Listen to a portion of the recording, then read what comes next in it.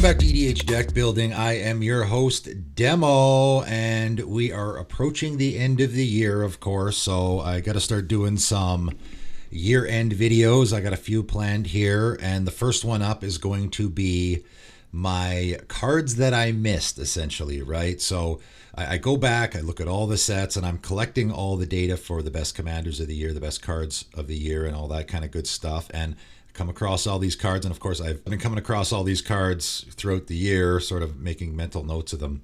And these are all cards that just sort of flew under the radar for me. They were all cards that I think are good cards, definitely playable in the format, that I didn't mention really at all. You know, most of these cards I didn't really mention on my channel at all. Didn't mention them in any of my, best of the set lists or anything like that. But they're all cards that, sometimes can be pretty niche. Some of them, though, are just actually really good cards that I totally missed. So I'm going to start out with some honorable mentions here. First up, Emerald Dragon from Baldur's Gate. 4 green dragon, 4/4 with flying and trample. That's not very good.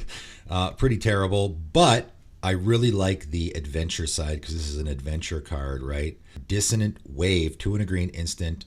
Counter target activated or triggered ability from a non-creature source. I just like cards like that. It's kind of neat to see a card like that in green, which we don't see a ton.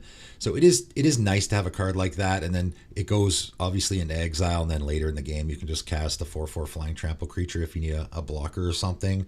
So I think that's a pretty decent card in a commander game. I've seen it in a couple of decks.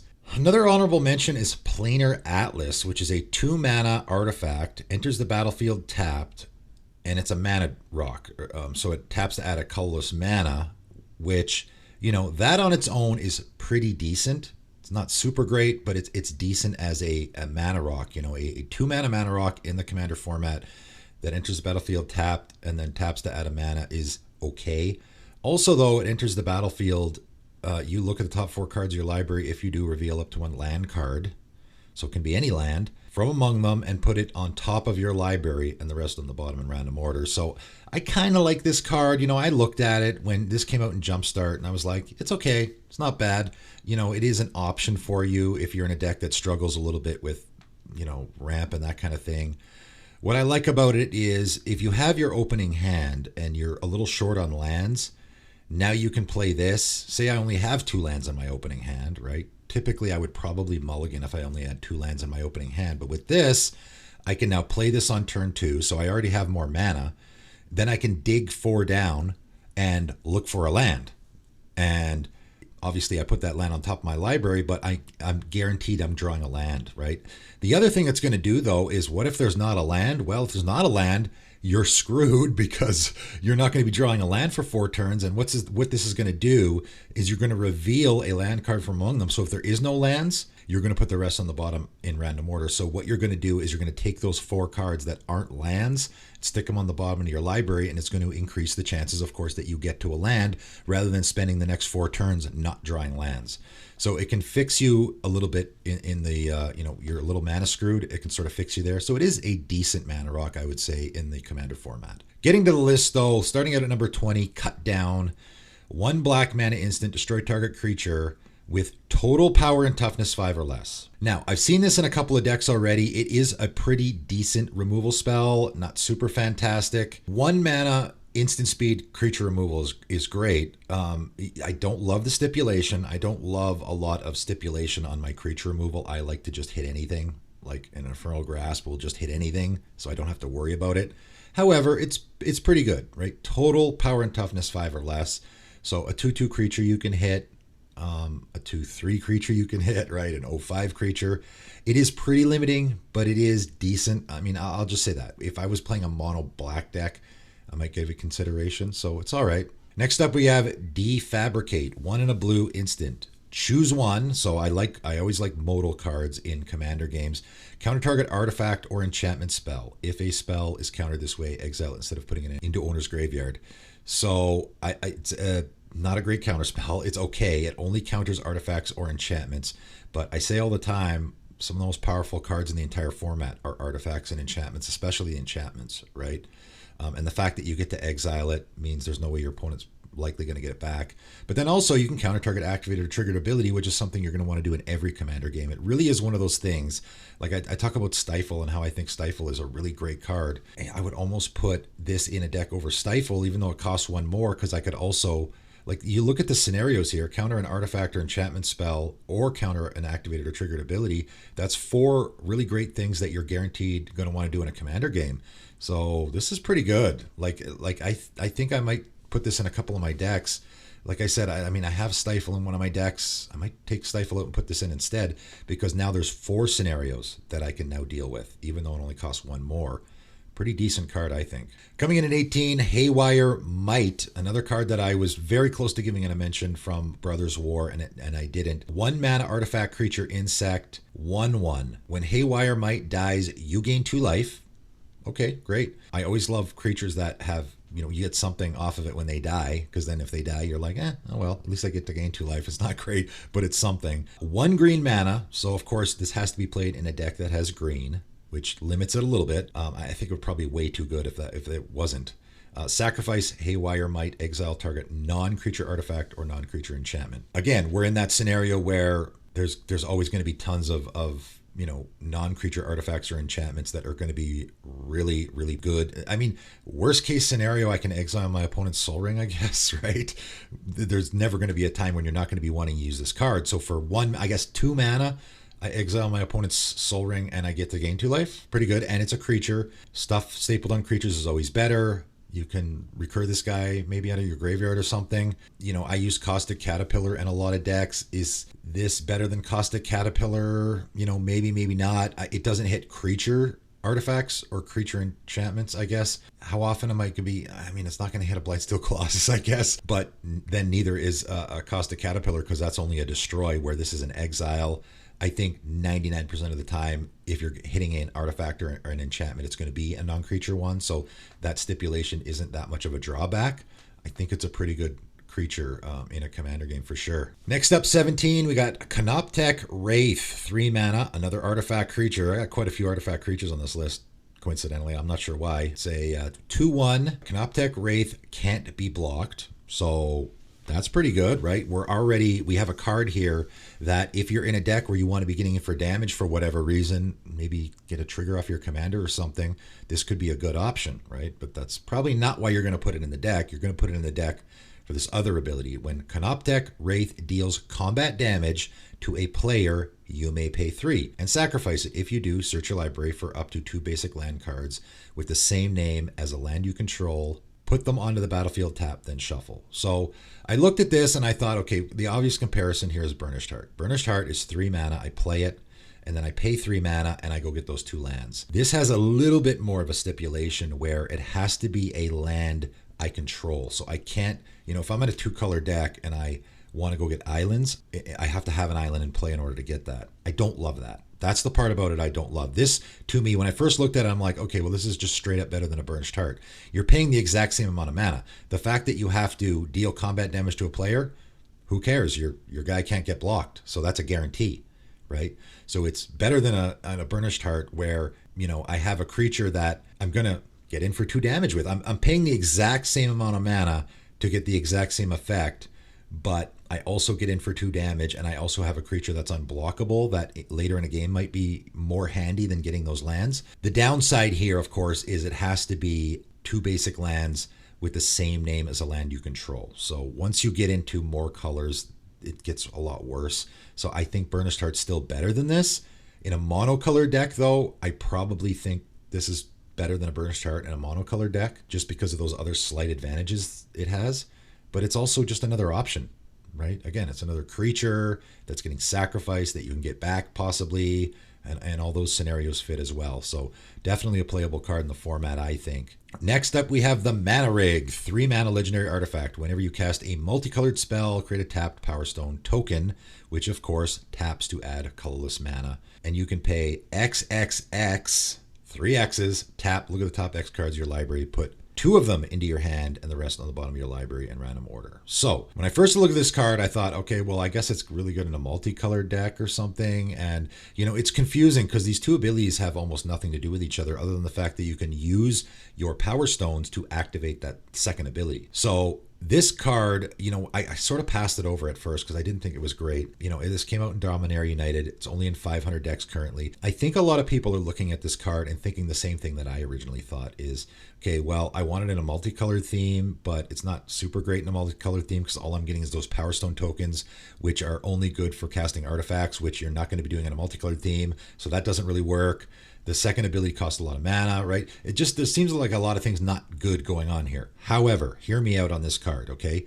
First of all, obviously any deck that is going to be, I probably wouldn't play this in a monocolored deck. Any multicolored deck is going to be casting multicolored spells with pretty much regularity. So you're going to cast those multicolored spells. You'll be creating those Power Stone tokens.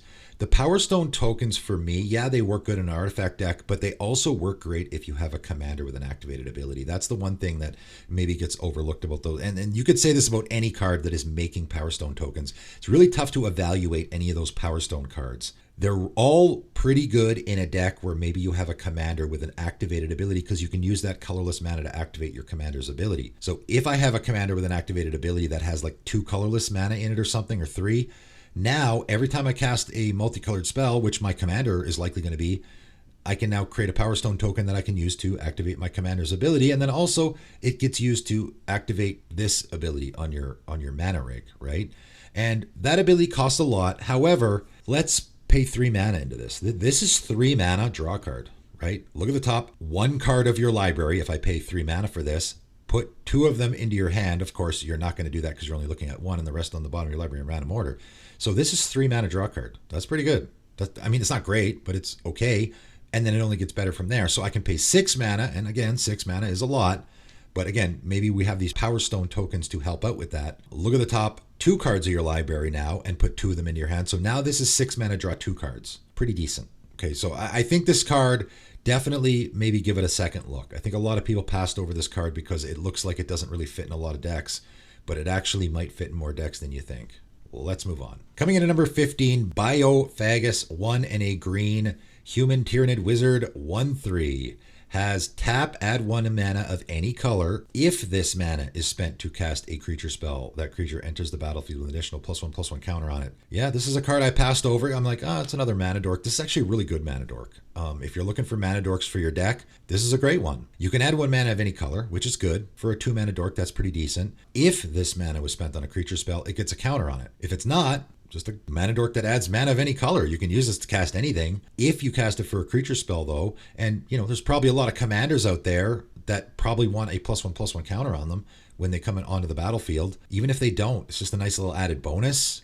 This is a pretty good mana dork that I think could fit in a lot of decks. Next up at 14, we got Circuit Mender. 3 mana artifact creature insect, 2/3, another artifact creature. Like I said, there's quite a few on this list. When it enters the battlefield, you gain 2 life, and when it leaves the battlefield, draw a card. Again, this is a card that doesn't look like it's doing much, so you sort of pass over. I really like this card, and I've put it in a couple of decks of mine. I put it in a couple of deck doctor decks that I did for my patrons because it really does fit in a lot of themes. It's an artifact creature, so it fits in those themes. It's also an insect. What I really like about it, and the obvious comparison here is with Filigree Familiar. And I have Filigree Familiar in my Patron of the Kitsune deck because it's a fox, so that I can't swap it out there. But in every other scenario, Circuit Mender is a better card. And the reason why is because it has a leaves the battlefield trigger rather than a dies trigger, which Filigree Familiar has. So this is a leaves the battlefield draw card, which means it's phenomenal in any blink strategy, I think.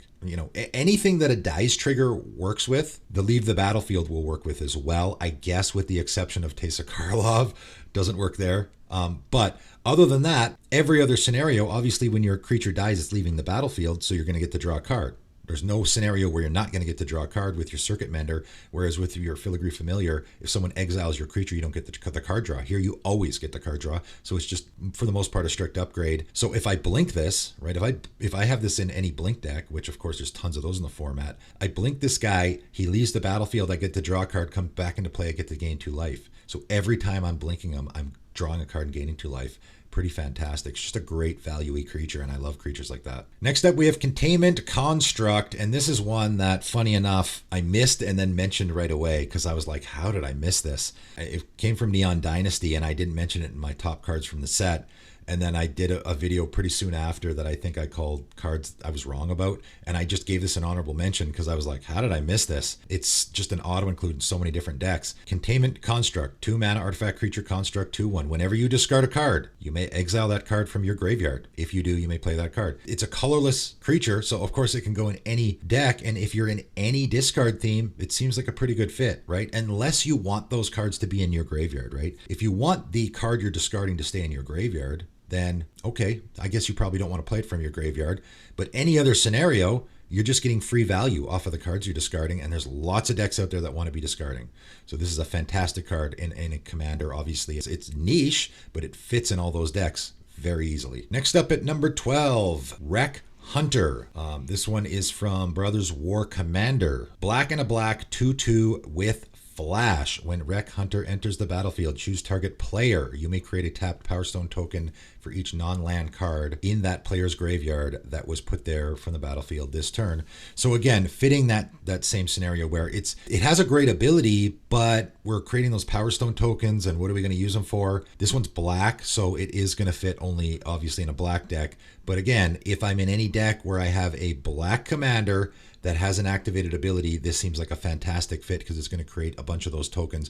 Also fits in obviously an artifact theme as well if you're in black, and there's a bunch of those. You know, it just sits in my hand. It's got flash. I wait for the appropriate moment. You can use it on yourself, right? Choose target player. So you can also, I sack a bunch of stuff and then I cast this and create a bunch of Power Stone tokens. So maybe it works in a sacrifice theme, maybe. Tokens obviously don't count because you're creating a tap Power Stone token for each non-land card in that player's graveyard, right? That was put there. So tokens aren't going to work for that. But you just wait for the moment. Someone casts a board wipe. Hey, there's my moment. 2 mana, flash this guy into play, create a bunch of Power Stone tokens for whoever the player is that lost the most amount of creatures for that board wipe, right? That's it. Just a great value-y creature. Pretty good card. Next up, another great value-y creature. Again, I love stuff like this. Aboleth Spawn, 2 and a blue, Fish Horror 2/3 with flash again, and has Ward 2 as well. Really, really interesting, unique ability. I really like this card a lot. Whenever a creature entering the battlefield under an opponent's control causes a triggered ability of that creature to trigger, you may copy that ability. You may choose new targets for the copy. So again, if we're looking at that ETB strategy, now I'm on the other side of the fence. You know, this is sort of like a reverse Panharmonicon where instead of you getting another trigger from your ability, I'm getting it instead, right? You're sort of flipping the script here a little bit. So now my opponent has that, you know, Wreck Hunter or that Circuit Mender or whatever. I'm going to get that ability, right? I mean, they're going to get it as well. Obviously, I'm not stealing it. And you can flash this guy in and say, okay, well, you're going to cast your Ravenous Chupacabra, right? So it's on the stack. I respond by Aboleth Spawn. Now, when it enters the battlefield, I get to destroy a creature as well. This has Ward 2. So if they try to destroy my Aboleth Spawn, now they're going to have to pay the extra 2 if they want to do that. So that's great. But now it just sits on the battlefield. It's not a one-time use, right? It sits on the battlefield. So then my next opponent plays a Sad Robot. I get to go get a land and put that into play. Just gaining lots of value off of all my opponent's ETB creatures. Pretty fantastic card, I think. Getting to the top 10, Legions to Ashes. Another one that came out in Brothers War that I was sort of on the fence about. Didn't end up mentioning it in my video. 1 white and a black sorcery. And of course, the reason I didn't mention it, because it is white and black, so it's Orzhov.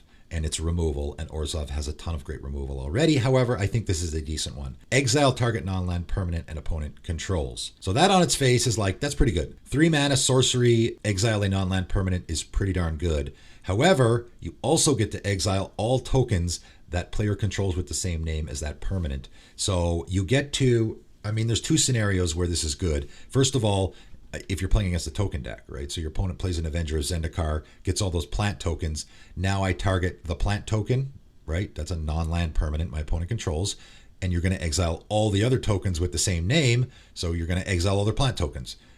Soldier Tribal, whatever. And the funny thing about this is a lot of tokens, even if they're not exactly the same, have the same name. That's where this gets really good. If you have a bunch of soldiers, sometimes the soldiers will have vigilance, sometimes they'll have first strike. They'll be slightly different. They won't be exactly the same, but they'll all have the name soldier. So you're going to exile all their soldier tokens or their zombie tokens. Even if their zombie tokens have menace or are slightly different, you're still going to exile them all because they have the same name. So really, really good against a token theme, obviously, but also I create a token copy of my commander, which is something that people have been doing a lot of. right? So it has to be the token. So if someone uses a cackling counterpart, creates a token copy, maybe that won't work on their commander, but it works on another creature. So now I exile the original creature and any token copies they've created as well. So just added value there. So pretty good removal spell, I think, even though, again, it's in Orzhov, so there's a lot of things that are above this, sort of on the tier list, but still pretty good. Number 9, Stone Speaker Crystal, 4 mana artifact. Tap, add 2 colorless mana. So it's a mana rock. Pay 2 and tap. Sacrifice Stone Speaker Crystal. Exile any number of target players' graveyards. Draw a card. So I like Hedron Archive. I have it in a couple of decks, and this is a card that I totally missed. Came out in Baldur's Gate, and I'm like, you know what? This is actually pretty good. Is it better than, I really like Graveyard Hate. You have to have it in a commander deck, and this is a great way to ensure you have Graveyard Hate in your commander deck. I mentioned this in my Moonsilver Key short about, hey, you need to go get some Graveyard Hate. You can go get your Stone Speaker Crystal with your Moonsilver Key. What I really like about this card is it is targeted Graveyard Hate, and you do not see this much on cards. This is actually fairly rare. You're going to exile any number of target players' graveyards. A lot of Graveyard Hate, like Scavenger Grounds is one I use a lot, that can be really tricky, right? Because maybe you don't want to exile your own graveyards. Stuff that exiles all graveyards sometimes can be bad for you. A lot of Graveyard Hate is exile target player's graveyard, like a Bajuka Bog is another one that I use a lot. So I'm only going to hit one guy. What if I have 2 opponents that are doing graveyard decks? This is going to exile any number of target player's graveyards, so I can hit all 3 of my opponents with this if I want, which is fantastic. And then I get the card draw. So it's going to draw 1 less card, right? You're paying the same. Everything about it is the same as a Hedron Archive, except I'm only drawing 1 card instead of 2. But I think the exile graveyard part is definitely worth it. So if I'm in a deck where I maybe need some Graveyard Hate because I don't have any, I don't have a Bajuka Bog or anything, I probably will try to find room for this card. I think it's a great mana rock in Commander. Coming in at number 8, the Reaver Cleaver. And this is one that is pretty popular in the format. This, some of these towards the top of the list are ones that I definitely just missed that everyone else is playing. And I was like, how did I miss that? So 2 and a red, legendary artifact equipment has equip 3. Equipped creature gets +1/+1 and has trample, and whenever this creature deals combat damage to a player or planeswalker, create that many treasure tokens. So, it's an equipment. It can go in a lot of equipment decks that are obviously in red, and it can go in a lot of other decks as well. Obviously, any deck where you're creating treasure tokens, there's lots of those now. It's a great fit. The key phrase there that you always want to look for is that many. That's a very important phrase. You're not creating 1 treasure token, you're creating that many. So if I connect, if I'm in a deck where I have a commander that's attacking all the time and I want to be connecting with all the time, there's lots of those. I'm already doing that. That's already the strategy. I already want to be getting in for damage with my commander. So now I'm going to get a bunch of treasure tokens as well. Seems like a really good fit there. Obviously it can go in pretty much any deck and it's going to be doing work for you as long as you are attacking. You do need to get in for damage. Keep that in mind. I'm not going to want to put this on a 1/1 creature. Am I going to get in for damage? Not likely. They'll just block. Even if I do, I'm only creating 2 treasure tokens. I do want it to be worth it. So if I have like a big flying dragon or something as my commander, seems like a pretty good fit. I stick it on there, create a ton of treasure tokens every time I connect. Pretty good card in a commander game. Coming in at number 7, your temple is under attack. Another one from Baldur's Gate. And of course, it's easy to miss cards like this or for cards to fly under the radar when they're from a commander set, where you're going to have a ton of cards that specifically are for commander. But this is one, I saw this in a deck doctor video that I did for one of my patrons, and I'm like, hey, that's actually pretty good. 2 and a white instant, choose 1. Again, we have the modal aspect. Creatures you control gain indestructible until end of turn. There's something you want to do in every commander game. Or you and target opponent each draw 2 cards. Now, I might have passed over this when I first saw it because I was like, okay, white has such great card draw now that we don't really need to do this kind of stuff anymore. Like the Secret Rendezvous kind of cards. Secret Rendezvous is a card that I sort of toyed with for a little bit. I think I might have even put it in a deck. And now it's like, okay, I don't really need to let my opponent draw a bunch of cards. However, I do need to put board wipe protection in my deck almost assuredly. I would say the majority of white decks are probably going to be doing a creature theme, go wide strategy maybe. I just did Urza again on my deck doctors. And I mentioned to him, you need board wipe protection if you're doing an artifact creature theme. The biggest downside there is you lose all your creatures to a Wrath of God, and you also lose all your creatures to a Vandal Blast or a Bane of Progress. So you absolutely, the first place you start with an artifact creature tribal theme is board wipe protection for your creatures. And this is a great one. There's a ton of these now. They come up with almost a new one in every set, like I had told him in that video. The 3 mana instant speed, I give all my whole team indestructible. There's a bunch. This is one of the better ones. I like this one because, again, later in the game, I kind of need some card draw. You and target opponent each draw 2 cards, and I like the politics aspect where there's going to be, on turn 8, there's going to be one guy that's way behind, one guy that's way ahead. Hey, you know what? You and I will both draw 2 cards, and maybe we can look for some answers to deal with this other guy. So the politics, I think, really plays into it later in the game where it can be really good. So I like it. I really like it a lot. Both modes here are pretty handy. Getting to the top of the list here, number 6, Brother's End, 1 red sorcery. Choose one. Again, another modal card. Gotta love those modal cards in Commander. Brother's End deals 3 damage to each creature and each planeswalker, so a nice little board wipe. Or destroy all artifacts with mana value 3 or less. And of course, the mana value 3 or less is a little bit of a stipulation that I don't love. Like, this is not going to get any big creatures. It's not going to get any big artifacts. But it can be an absolute blowout sometimes. Again, works fantastic against that token theme, the creature token theme, because all those creature tokens are likely going to be toughness 3 or less, almost assuredly. And also works great against the artifact token theme, like the treasure token theme, which we see all the time. So this is a fantastic card against treasure tokens because it's going to wipe all those out. It's going to hit all the mana rocks. It's going to hit most of the artifacts. Again, the modal aspect here, maybe my opponent did just cast an Avenger of Zendikar, so I want to do that. Or maybe I want to get all those treasure tokens off the battlefield because my opponent has a Smothering Tithe in play, something like that. Just great. This one, I did end up mentioning it in I made another video about Brothers War because I didn't mention this in my top video from the set, and I probably should have. I think this is one of the better cards from Brothers War. Definitely a great card in a Commander game. Number 5, Green Slime. Again, another one of these. I just love creatures like this. I don't know. This is just sort of my thing, and I got a soft spot for creatures with like Flash and ETB, and there's a few of them on this list. 2 and a green, Ooze. So I guess if you're in that Ooze tribal deck, here's another great addition. 2/2 with Flash. Also has Foretell though, which is really, and I love Foretell, and I like that they revisited it. I love, all these great abilities that work really well in Commander, Foretell being one of them. I like when they do a Commander set, they revisit it, because people I always say, well, why don't they revisit these abilities, these fantastic abilities? And people always tell me, oh, well, that was just for that one set. It doesn't work outside of the set, but they do revisit it. They do revisit Surveil and these other abilities they have revisited, mostly in Commander sets, and they do it a lot in the Modern Horizon sets as well, which I like. It's great. They're great abilities. I want to see more of them. So early in the game, 2 mana, I exile this. Again, I've touted Foretell so much. I love that ability. It just, your opponents don't know what it is. They can't make you discard it. It just sits there. People forget about it. Of course, it has Flash. So for 1 green mana, I can flash this out at any time. And just flashing out a creature, a 2/2 creature for 1 mana is pretty good. That can save your life. If you forget the other ability, I can flash this out and block my opponent's creature and save my life with it. So there's also that. But the really interesting ability here, and again, very unique, when Green Slime enters the battlefield, counter target activated or triggered ability from an artifact or enchantment source.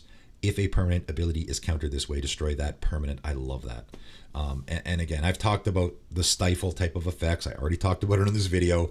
It really is a lot better than you guys think, and I will just talk about Aetherflux Reservoir, one of my least favorite cards in the entire format. I hate losing to that card. Like, again, you think about the amount of ways you can lose the game to a activated or triggered ability. You would be surprised. It does happen quite a bit. This is only from an artifact source or an enchantment source, so obviously it's not going to work like against a Craterhoof or something like that. But Aetherflux Reservoir, my opponent goes to shoot. Like, this is just, for me, that, because I hate Aetherflux Reservoir so much, just for that play alone, I love this card because your opponent thinks they're going to kill you, and they go to shoot you in the face for 50 damage, and you're going to counter that activated or triggered ability. Your opponent still pays the 50 life, right? Just so people are aware. They have to pay the 50 life to activate that ability. Countering it, which is what you're doing here, means it's not going to resolve, so you're not taking the 50 damage, but they still have to pay the 50 life. So they're out 50 life.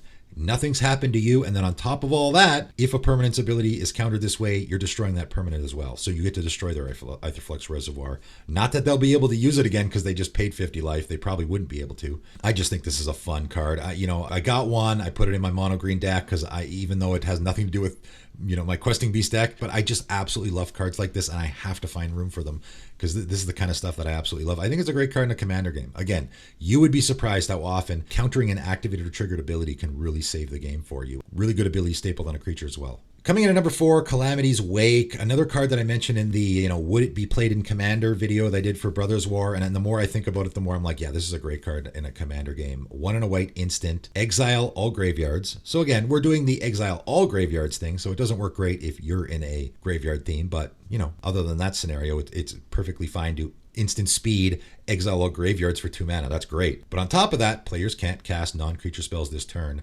Exile Calamity's Wake. So again, with this in a way is sort of a modal aspect.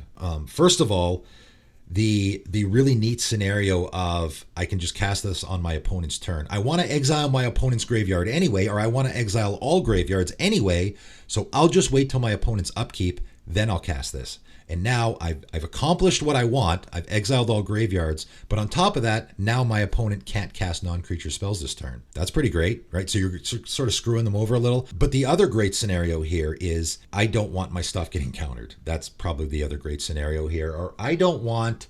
Like there even is the Aether Spouts or Settle the Wreckage blowout scenario that you can also get around with this card because of course you cast it on your turn. And now it sort of becomes a silence effect, sort of, where I want to do some stuff. I don't want my opponents to counter it, or I'm going to Crater Hoof and attack with my big Crater Hoof attack, and I don't want to worry about Aether Spouts or any of those, comeuppance, lots of effects like that. Stuff that I like to play. Now I don't have to worry about it because I just cast this pre-combat, 2 mana, exile all graveyards, okay, whatever. Don't care about that. Just an added bonus. But I'm making sure my opponents can't cast non-creature spells this turn. I mean, you can't as well. So don't cast this and then try to cast an overrun after. That's not going to work because players can't cast non-creature spells, right?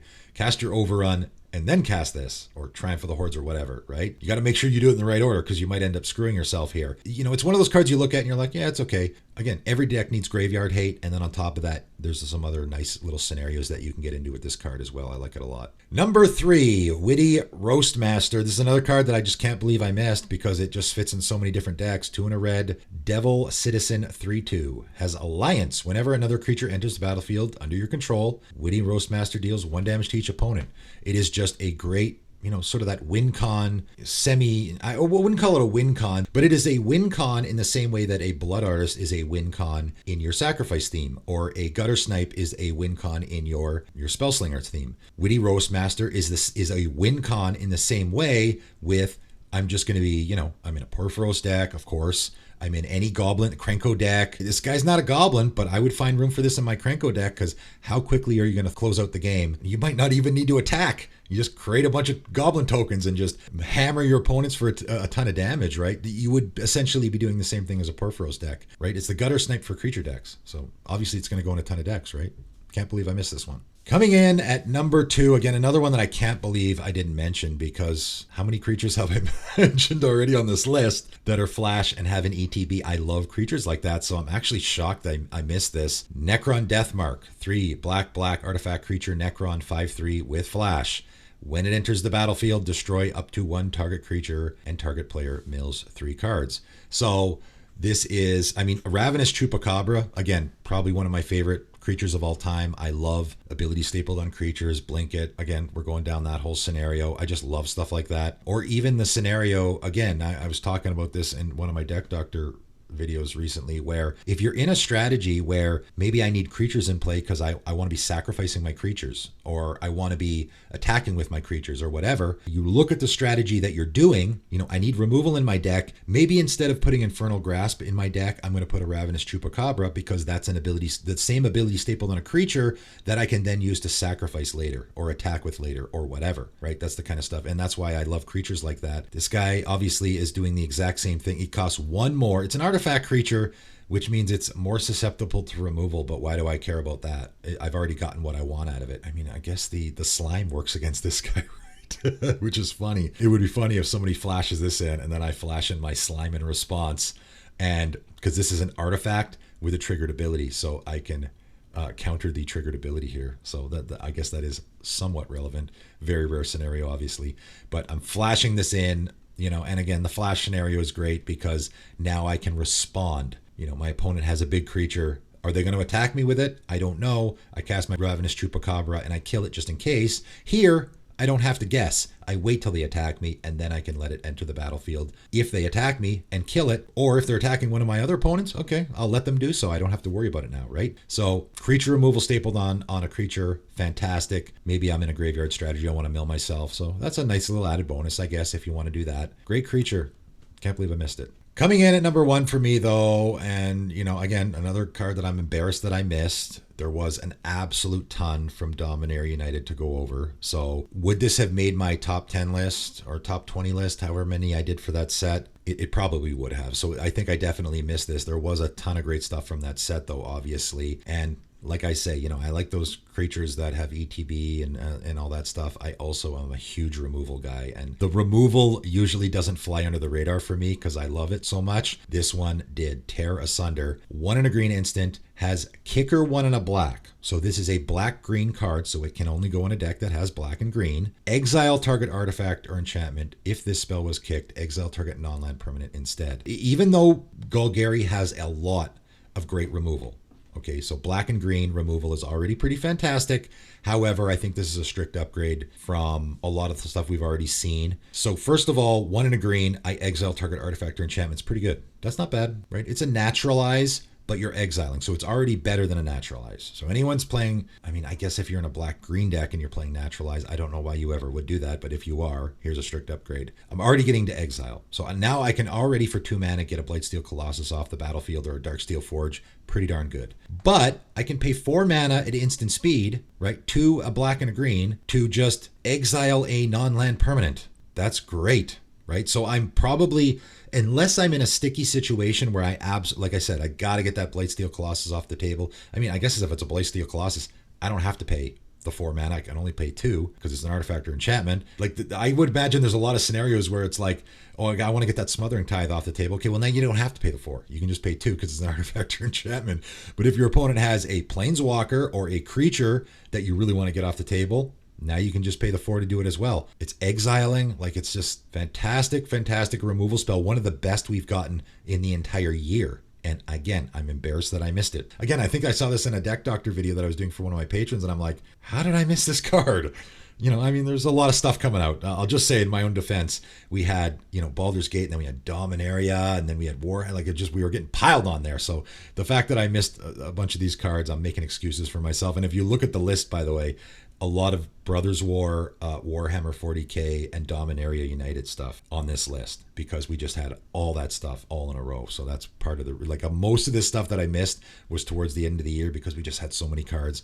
And I'm sure a lot of people would say the same, right? A lot of really fantastic cards here. Once you get into the top 6 or 7, those are all cards that we are for sure going to see a bunch in the format. The ones towards the bottom of the list are a little more fringe, but still really, really good cards that can fit in maybe more niche scenarios. Got a lot of really good cards this year. Of course, we had an absolute ton of content. It took me a while. I already went over my list. I have my lists ready for best commanders, best cards from the air. It took a while because, man, we got an absurd amount of content this year, which I will be talking about also. I think I have this video, and then, maybe next week I'll do my best commanders, and then the next week I'll do my best cards from the year. And then I will, at the very end of the year, probably do a year in review type of video as well. So stay tuned for all of that. There's obviously a lot to talk about. Let me know what you guys think of these cards. Did you miss them as well, or was it just me? Let me know in the comments below. But that's it for today, and thanks for tuning in.